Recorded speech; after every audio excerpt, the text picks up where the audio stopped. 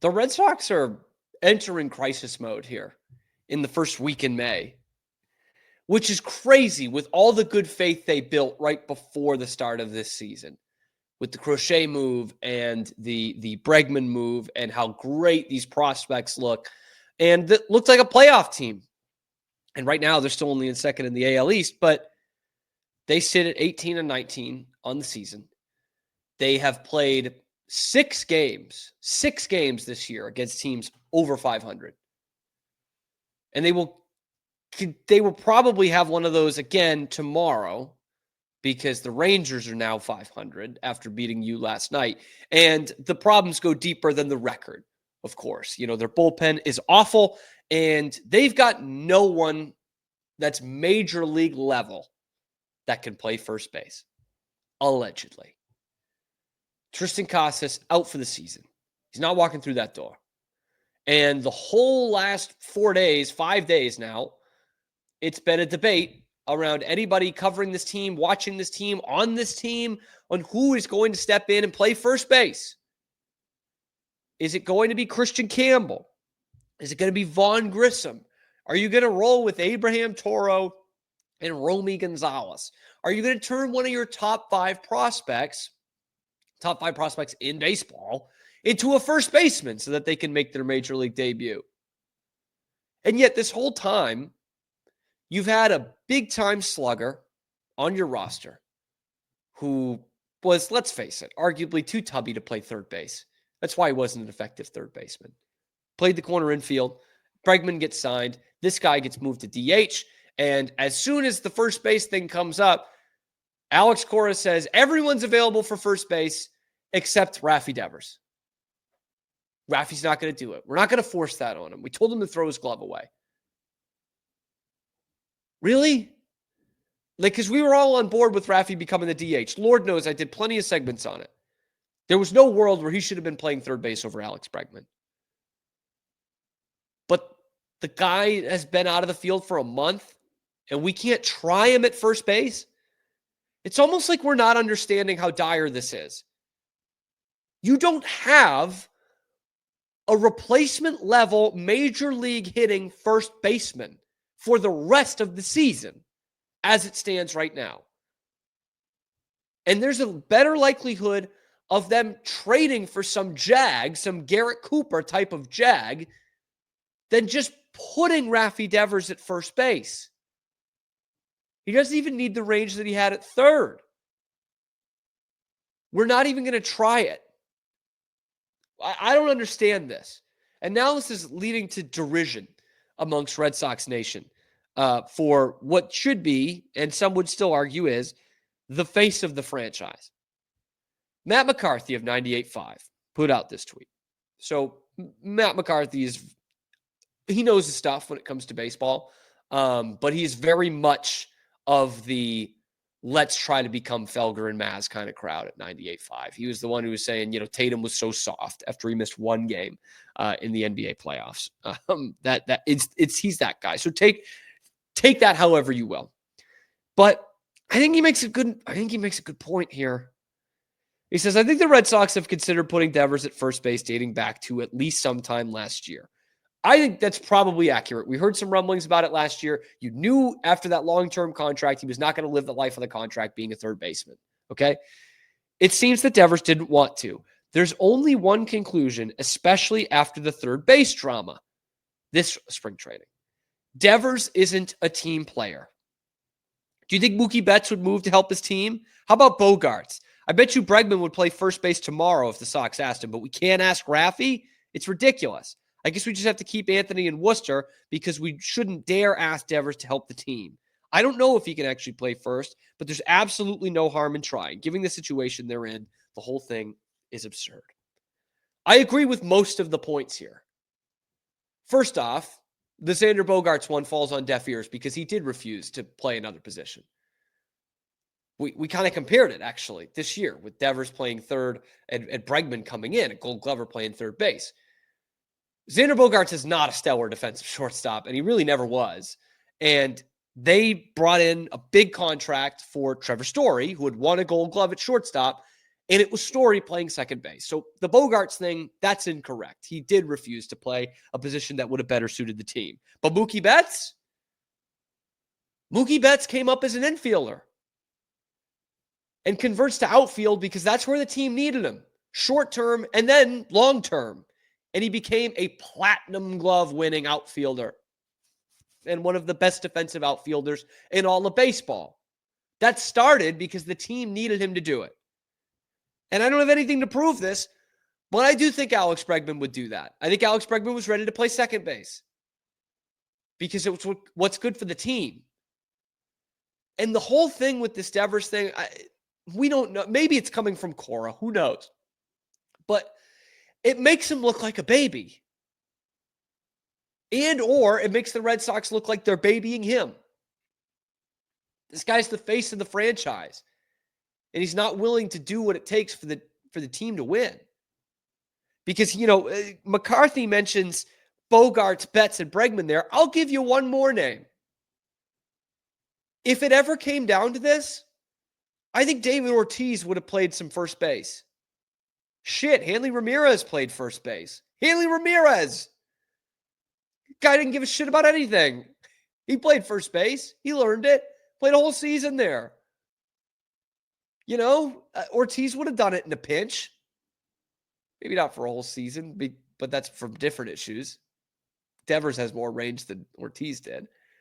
So it does make Devers and the Red Sox look pretty bad here. Again, because this is a guy who bitched about having to go to DH, and now he's not going to move off of DH to get back in the field? Come on, man. That's not face of the franchise kind of stuff. And this is the poster child, the franchise, and the only one who's actually won a World Series with you that's still on the team 7 years later. And yet he's not willing to sacrifice what's good for the team here? To me, that's like, okay, then what's the point of him being in the locker room as a guy who won the World Series with his team if he's not willing to sacrifice and help the team out? Bregman's won 2 World Series. I think he would do that in a heartbeat. I guess I can't prove that. But this is an absolute mess. An absolute mess right now. The team is losing games. Their bullpen is awful. They have the most one-run losses in the league. They got blown out yesterday. Great text from my dad in the middle of the game. It was his birthday. He was totally fed up. He texts me. He goes, bottom of the 5th inning, and the Red Sox already have a hit. If they get a touchdown and the extra point is good, then they'll actually take the lead. Like, it's frustrating, man. They keep losing series. They haven't even gotten to the brunt of their schedule yet. They haven't played the Yankees yet. They haven't been challenged, and they look challenged. They look really challenged. And outside of first base, because that's the biggest issue, that in the bullpen, I'm looking at Ceddanne Rafaela take steps back. I'm looking at Trevor Story being awful again, right back to just being a guy who can't hit fastballs. In fact, I'll even go a little deeper on that. Trevor Story, 6 for his last 50. That's a 120 average, which is, pretty good at bowling if you're Chaw. 6 for 50, 120 average, 19 strikeouts in his last 12 games. Marcelo Meyer, ripping it up, coming off an injury, but ripping it up. Roman Anthony's like the best minor league hitter in the history of baseball. And we got to sit here and watch these guys get at bats. Ceddanne Rafaela and Trevor Story just continue to bring this team down while you have no first baseman. Friend of the program, Liam Fennessy. Red Sox are 455 and 452 since winning the World Series in 2018. Mid. At best, mid. And here we are watching Trevor Story and Ceddanne Rafaela try.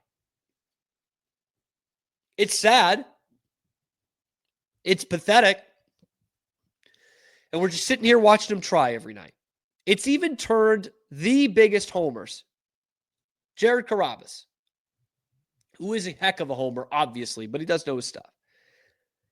I think he puts it perfectly here in this tweet. I have to admit it. It's very hard to get fully emotionally invested in this Red Sox team when I know they're intentionally not putting the best team on the field that they could possibly be putting out there. The front office is kind of getting what they deserve here. Couldn't have said it any better. That's the underlying thing with this Red Sox team. And it's still early in the season, but you're watching some of these guys just fail day after day after day with no banked credit. Like Cedar Rafael had his moments last year, but this is not like Xander Bogaerts struggling in his second year and he's a stud. Trevor Story, also sucking, has not been very productive in 3 years, most of it due to injury, albeit, but not been productive and wrong side of 30. Like, when you just think Trevor Story magically turns that around and he has, his 2018 form back? We're living in a fantasy world if we're thinking that those two guys are going to become all-stars again. Meanwhile, you have future all-stars ready to play those positions. Move Duran to center. Roman Anthony goes in left. Marcelo Meyer plays shortstop. Trevor Story, maybe you try to play first base. You're a Gold Glover in the infield. Maybe you try to play first base. But this is ridiculous to watch every night. It's bad enough that the bullpen absolutely sucks and can't hold the lead, although they held a 6-0 deficit pretty well last night. But that is the epitome of what this has been so far. You've got all these holes in the team, and you've got the solutions, but they just don't want to do it yet. Whether it's service time or we want these guys to walk more or whatever the fuck it is, your two or your three best players in the pipeline are still in Worcester. And there's major holes on Boston. It's not like these guys are in high A and you can't rush them up. They're in Worcester. They were in Worcester last year for the back half of last year. They looked pretty good in spring training. They're too good for AAA right now. And even with all the crap going on at the major league level, you don't think they're good enough for that? You don't think it's good enough to give them a shot here? I'm not saying make Roman Anthony a first baseman, but there are ways you can get them onto this team. Can Masa Yoshida play first base? He can swing a bat, no problem, but the first friggin' throw he has, he's, oh no, I'm done. It went to my shoulder. He can swing a bat, but he can't throw a baseball. Good, Masa. We'll put you in a position where you don't even need to throw it. You just roll it back to the mound after the third out. Can he do that? Can he do anything? Can he give you anything on your major league roster? Because David Hamilton doesn't, yet he plays almost every day. Cedar Rafaela doesn't, he plays every day. Trevor Story doesn't, he plays every day. You're in a better position with the Red Sox if you can't give them anything than if you can. Because Roman Anthony and Marcelo Meyer can. And yet they're just rotting away in Worcester as this team continues to sink. And they're about to start playing some good teams. About to start. In fact, Texas, I think, is a good team. But they haven't hit their stride yet either. They made it look pretty easy against you. It's a really frustrating team to watch. And I am very surprised that it happened this quickly. I was a big believer in this team going into this season. I thought they had turned a corner after about week 2 or 3. But they're just mid, man. I mean, literally look at that. The last 7 years, they're barely treading water. They're a game under 500 right now. And sometimes in baseball, you see that early in the season, and you're like, no, this is still a good team. This is still a 93, 94 win team. But the way it looks right now, this looks like an 81 win team. Again, just mid as hell. That's what they look like. Wouldn't stun me at all if you told me right now that they're going to finish the season 81-81. And just continue to spin the wheels, tread water, whatever you want to call it. If they go 81-81 and Alex Bregman hits 30 homers and opts out, you're just right back to where you were. You're right back there. Especially if you're not going to give these kids a shot. That's what's really frustrating. And I don't know if that's a Cora thing or if it's a Breslow thing. I imagine it's a Breslow thing. But when are you going to give these guys a shot? How much more of this shit do we need to watch? When you had such high expectations going into this year, how much more mid-baseball do we need to watch until you get these kids up here? That's the question to me. If you have the answer, let me know. When do you want to see Robin Anthony and Marcelo Meyer up there? Who's the solution at first base? And is Raffy Devers a bad teammate? Because this isn't the first time we've had to pose that question in the last 2 months for a guy who's the face of your franchise, refusing to play a position.